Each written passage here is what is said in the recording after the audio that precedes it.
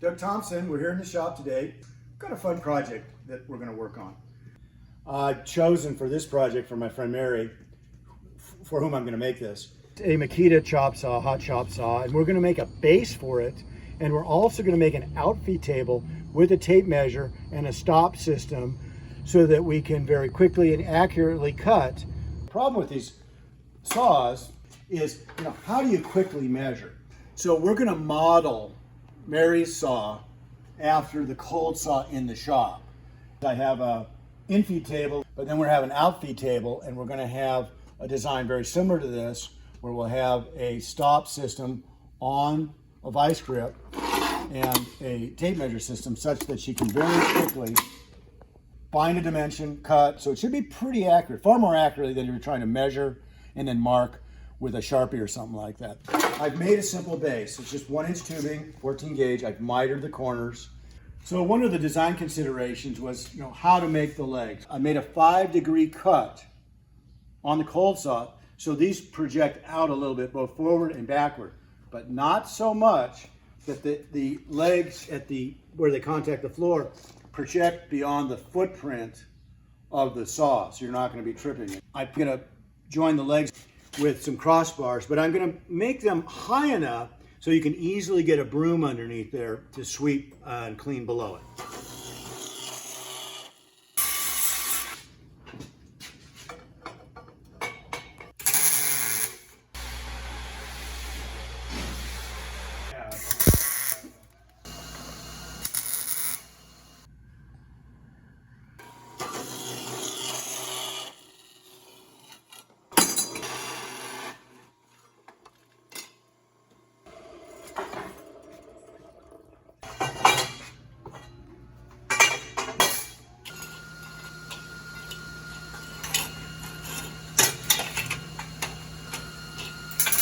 So short pieces won't fall through. I'll give a dimension here of probably 4,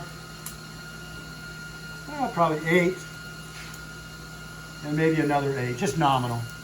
And then I'll split the difference between this dimension and this dimension nominally, 18, so say 17 inches. So that's roughly where I want it. And then I'm going to go ahead and weld this up. If I weld here and here all the way around there, the tendency for this thing to want to rotate. So what I'm going to do is push this last one in about a quarter of an inch, and I'm going to make sure that I weld here and here so that the whole part doesn't torque this way. I'll do the same thing on the front.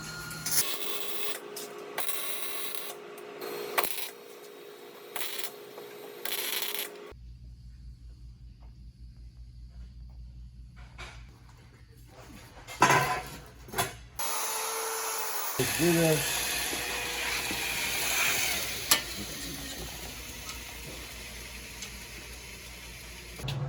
Eyes. Here. Cap to be over here. Okay. Yeah.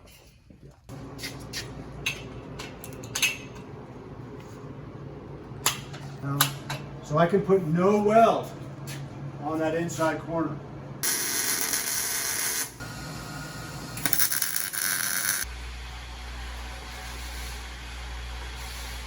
What we want. So this is probably a fat 1/16 of an inch. 3.5 and 7. Yep.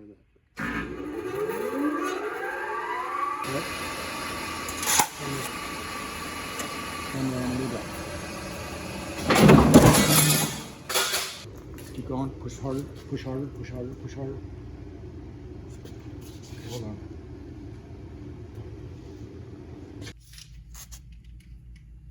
Okay, so what I want to do is I want to drill through here. Right there. One right there.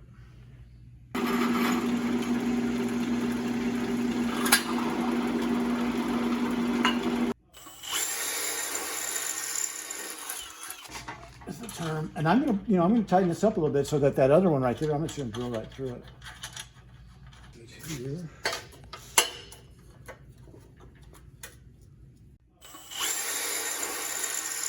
We're just gonna firm these up right now. No.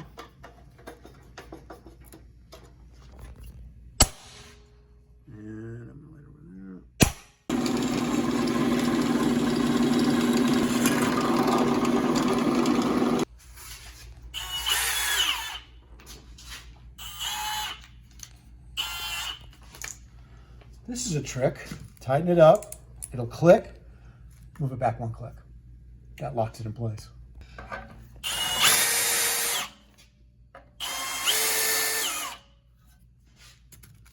This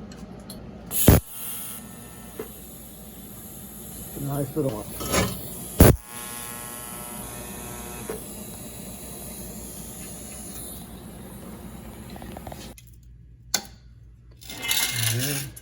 I'm gonna double check that real quick.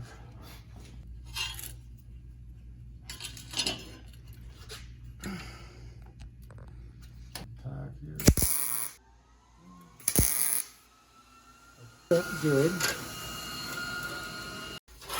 So essentially this thing, it's got to be along that line. Ready. I rotate the pump a little bit. Take it over here.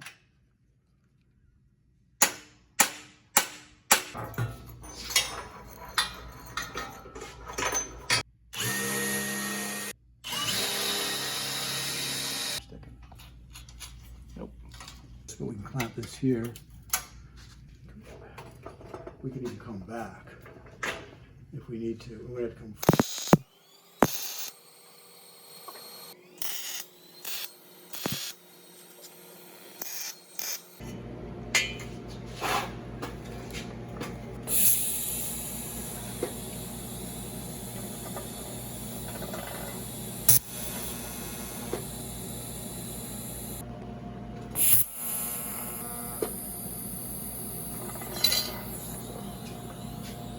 I think I got it. That's like a paste. Just a little bit of this. Go a long ways towards being able to thread and unthread this. It's probably too much. All right.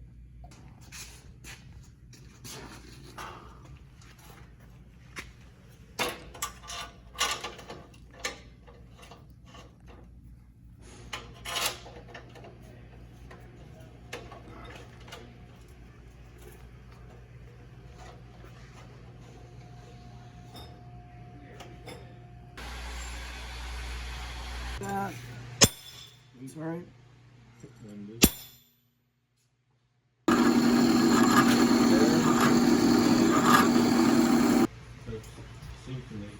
Yeah.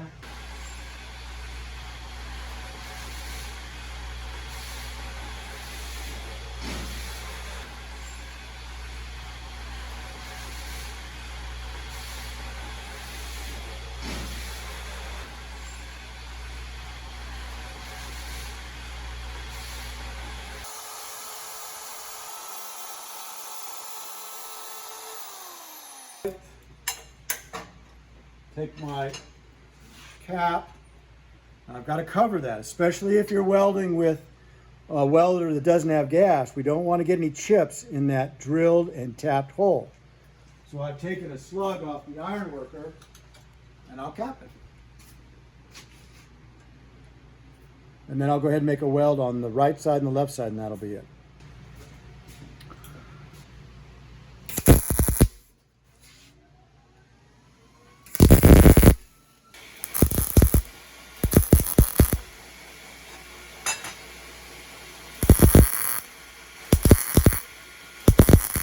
So just a quick point on welding and how much should you weld. This is going to be going into compression. I've got 1 inch of weld there, 1 inch of weld there. That's fine for this project. I'm not going to weld anymore.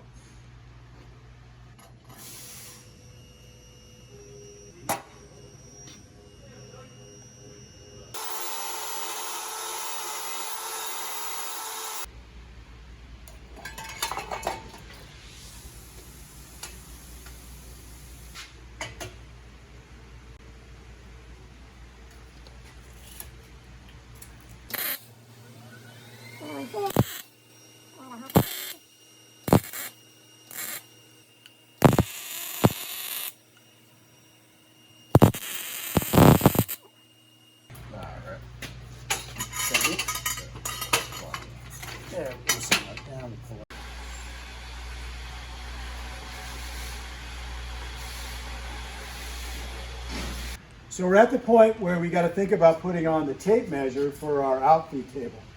I'm using a piece of 1/2x1 tubing.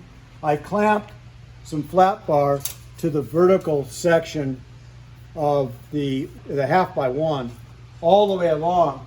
I don't want the 1/2x1 to project beyond that plane.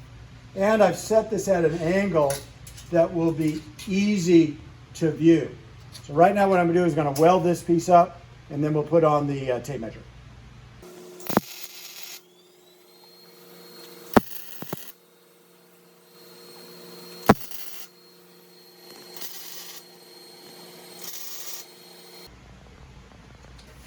We'll run it off at 70 1/4. Okay.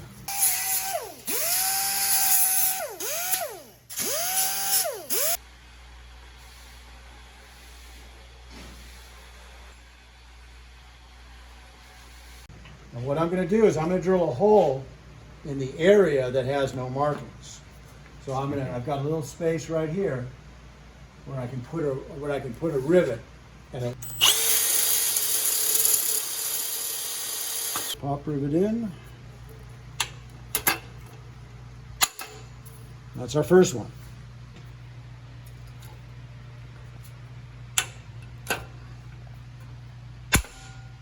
Okay.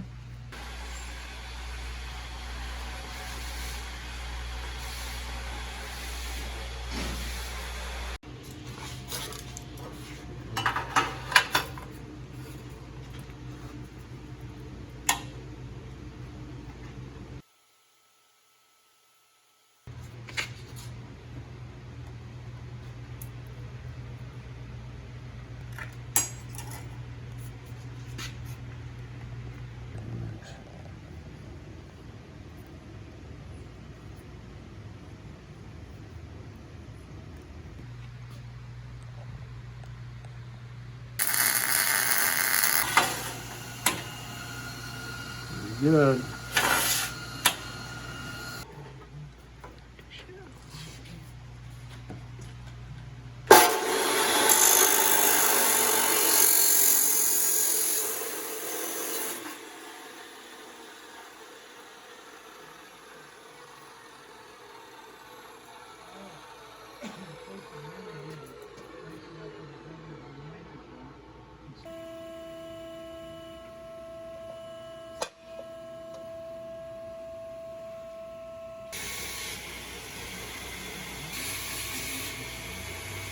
Kind of feel like we handmade it.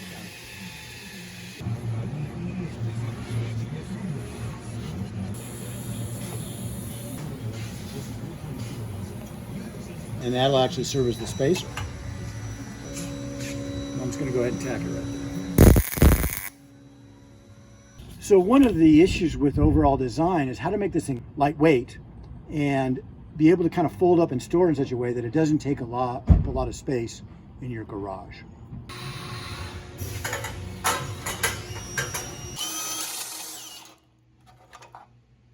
So I think this one's in increments.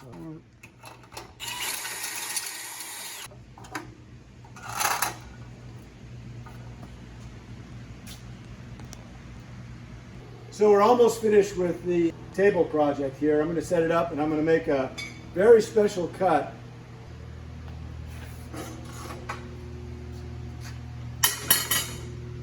So this is in kind of the folded up condition.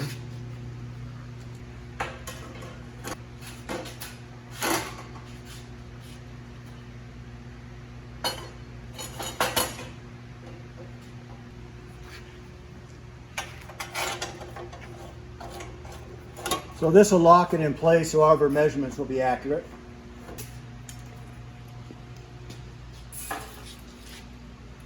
I'm going to set this exactly at 20 inches.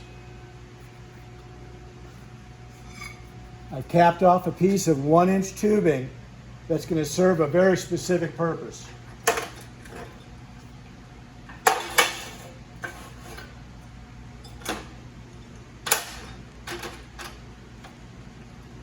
The distance from this side of the blade, the far side of the blade, to the stop should be 20 inches. Right on the money.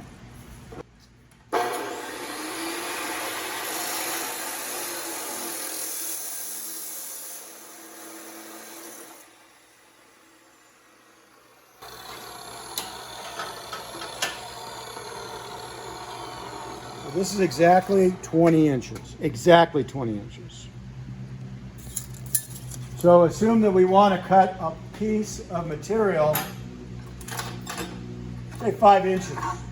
We don't have the tape running to 5 inches, but what we can do is place the stop at 25 inches, put in our little makeup tube here, and the distance from this side of the blade to our stop will be 5 inches. So that way you can cut close to the blade and yet still not have this tape so close that's going to interfere when you want to cut 45 degrees.